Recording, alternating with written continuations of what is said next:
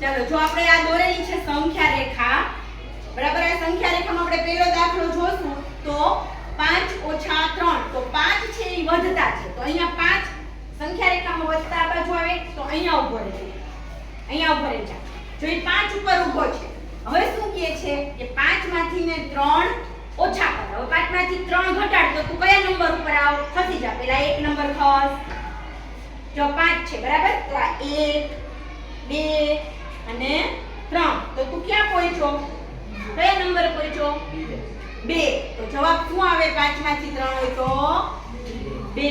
સમજાઈ ગયું? Very good. ચાલો હવે બીજું કોક આવશે. બોલ. બીજો દાખલો આપણે જોઈ છીએ તો પહેલી રકમ કઈ છે?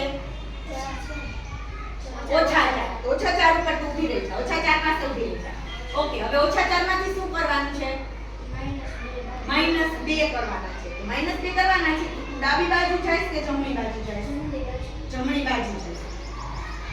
જમણી બાજુ જવાનું થશે ને?